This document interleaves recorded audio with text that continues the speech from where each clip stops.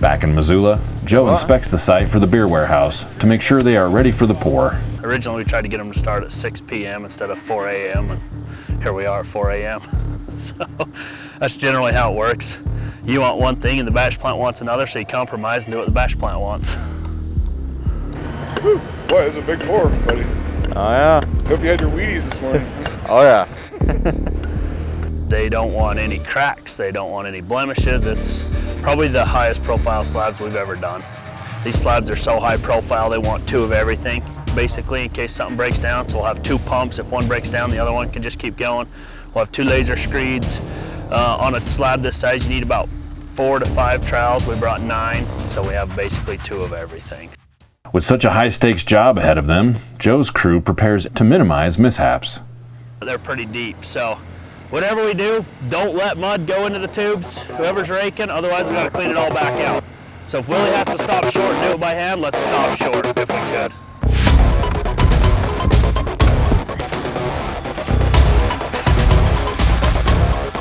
Wow, we got 3 trucks on site. I know, I'm looking good. We better start pumping. As the trucks arrive, Joe's crew discovers that the rain has created yet another problem. I can't get past this mixer sitting here. I can't even get 2 to my hopper. Go see if that John Deere loader's got a key in it. They have a code. I tried the skid steer too, and it's got a code. What do we need to do to get 2 trucks in here? Move some mud? Yeah, let's get Joe 1 truck for now and just start going around all those columns. Joe quickly reroutes the trucks to the second pump, while Josh works on a solution to the muddy mobility problem created by the rain. Luckily, the keys are found in a nearby mini excavator. Well, this side's fine. It's trying to get 2 into Holly. We can get around into here, we just can't get 2 into her, and it's slow.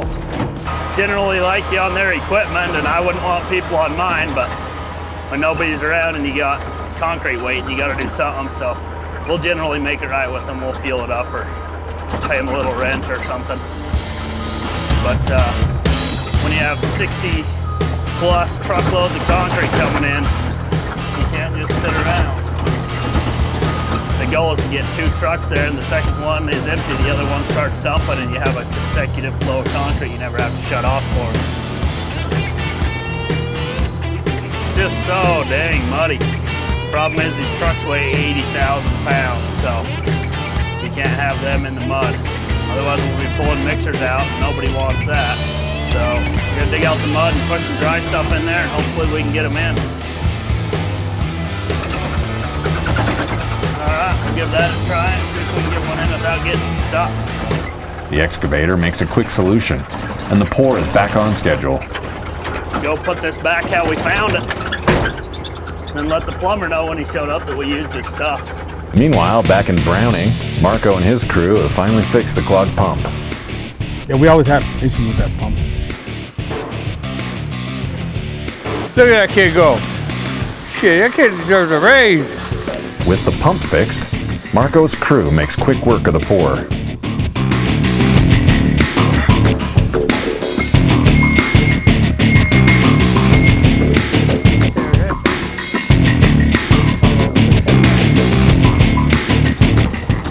Joe's crew is making good headway as the sun comes up and the concrete rolls in. Unfortunately, as the workday continues, the crew notices that one of their guys is missing. Tostin eventually turns up. We're supposed to be to work at my fault. 3. No, I know, my fault. I slept through my alarm. If you need to give me a write-up or whatever you need to do. No, everybody's counting on you, and this is, what, hundreds of thousands of dollars in concrete? Yeah. If we can't count on you to be here, we gotta find somebody who will. I'm not saying I'm firing you, but go home for the week. Think about it. Get your shit together. Go home for the week. Yeah, well, I'll have a write-up for you on Monday. Learn how to get here on time, because I want you to be here, and I want you to get the hours, but that's twice as much work for the 3 guys that I was gonna cut with. And, you know, whoever else, like the finishing guys, and everybody. It stresses everybody. So, go home, get your shit together, and if this happens again, seriously, it cannot happen again or you'll be gone. Understand? Yeah. I'll have a write-up for you on Monday. I think that what happened was acceptable for what I did today, so it's nobody's fault but my own. With one man down, the crew hustles to keep up with the tight schedule.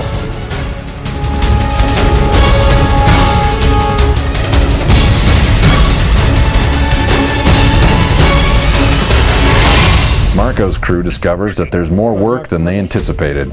Yeah. Hey, I guess we are doing those set of stairs. Holy shit. So we had stairs too, huh? Yeah, set of stairs, and then I guess he wants us to do like all the pourbacks. We have all these columns to do. Yeah, make sure you ask Roger, say, is there anything else? Because this is our last trip up here. Okay. We got a lot of pourbacks to do, a lot of wheelbarrowing to do. Good thing we have Carl here, huh? That's right. Carl's gonna stay. Finish him. Put in his time on the trowel. The final touches of the job are rushed. Watch out, Marco, watch out. Watch. After the men finish up, they pack up for their 3-hour drive home. Everything's fun and games until I whoop somebody's ass, watch.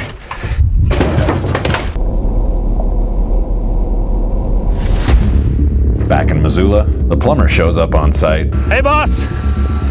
I had to use your midi this morning. That's all he said. Don't even worry about it. Okay. It's not a big deal to me. It's a clear out, I noticed, so I was wondering if I could feel it. There's no way we get trucks in. We fought it for about an hour. Literally had our first pass on it. I'm like, we got $200,000 worth of concrete. I'll pay rent. I'll do what I need to do because once the sun comes out, this shit go on us. Yeah, don't worry about it. You guys have always I been. pulled over here just so I can get fuel to it. I'm not going to be in your way, am I? No, you guys have always been good to us, so at least let us buy some fuel for you. I'm not even worried about it. I bet you didn't burn more than a gallon's worth of fuel. Probably not, but it was worth a lot more than that, and I don't like when people just jump on my equipment unannounced, so. I get it. It's not a big deal.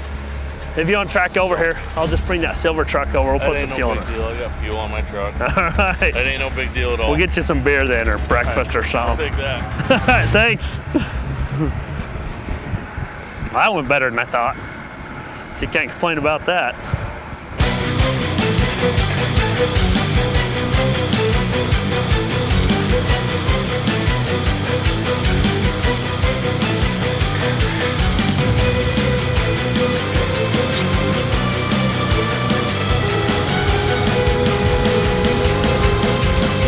What's the handle at?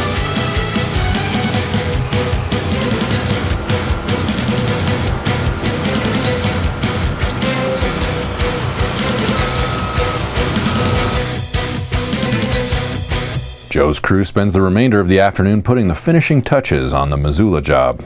For Marco and his crew, getting home has proved a little more complicated than anticipated.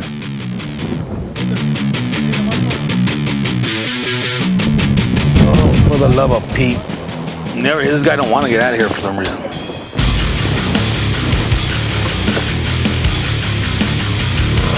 Whoa. Is this starting?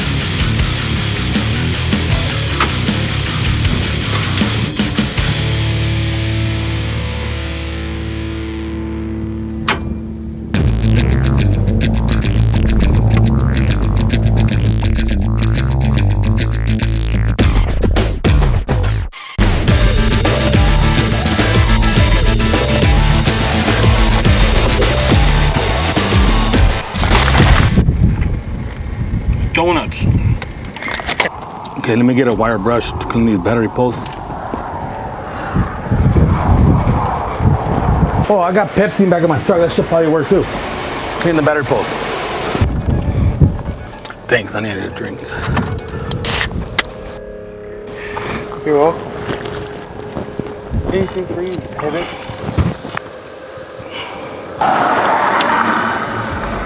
After trying for over an hour to get the pickup started, the crew doesn't make any headway. Hopefully it did what it said, let it cool down, which it did. And hopefully it should start.